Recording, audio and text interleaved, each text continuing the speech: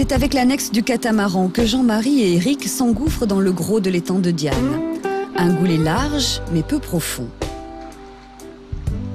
Face à eux, une étendue d'eau de 600 hectares exploitée depuis l'Antiquité, comme en témoigne l'îlot des pêcheurs, essentiellement constitué de coquilles d'huîtres sédimentées datant de cette époque.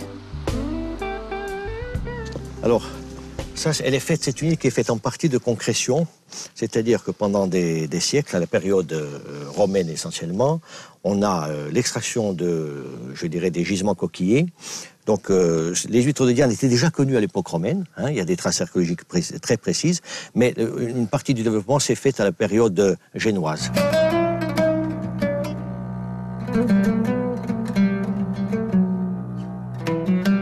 Là, vous allez voir, il y a une petite falaise où il y a un amas de coquilles. Donc, ça montre bien l'importance de l'activité économique. Alors, regardez, il y en a un petit peu partout. Alors, par exemple, là, vous voyez ici, on voit bien l'extraction, le coup de burin qui permettait d'ouvrir la coquille. Et puis, regardez, vu la quantité que vous trouvez aussi dans l'eau, ça veut dire quand même qu'il y avait une belle activité humaine. Enfin, ça a duré quand même des siècles. Hein. Il faudra attendre les années 1960 pour assister à une reprise de la culture des coquillages sur l'étang. Aujourd'hui, 3 ostréiculteurs, dont Bernard Pantalacci, travaillent à Diane. La culture de l'huître japonaise a remplacé celle de l'huître plate endémique, comme dans le reste de l'Europe, avec toutefois une petite différence. L'étang de Diane, il a une particularité. On fait des huîtres en 15 mois.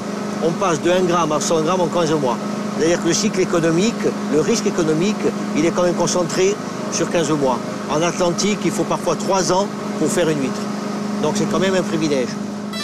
L'étang de Diane est extrêmement riche et productif. En une dizaine d'années, l'huître de Diane est devenue un produit de référence dans le monde ostréicole. Sa force réside dans son autonomie. L'huître grandit ici dans ce que l'on appelle des lanternes. Là, vous avez un peu le premier stade de la production, hein.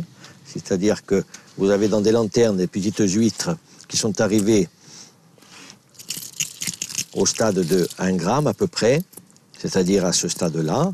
Alors on les reçoit, elles mesurent 1 ou 2 ou 4 mm, à peu près au mois de décembre. Regardez un petit peu la pousse en 4 ou 5 mois, c'est assez exceptionnel. C'est énorme. Ceci dit, cette année, comme de partout en Europe, en Méditerranée particulièrement, on a quand même une pathologie avec l'herpès virus, on a quand même des mortalités qui sont massives.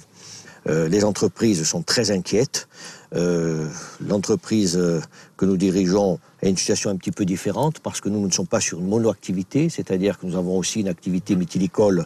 On fait quand même de 350 tonnes à 400 tonnes de moules l'été et on faisait 120 à 130 tonnes d'huîtres l'hiver. Cette année, la production sera réduite probablement de 70 à 80%. Résultat, le monde ostréicole européen est mobilisé pour sauver l'huître. Ici aussi, le combat est entamé, pour des raisons économiques certes, mais aussi pour transmettre l'étang aux générations futures, encore en meilleur état que ce qu'il n'est aujourd'hui.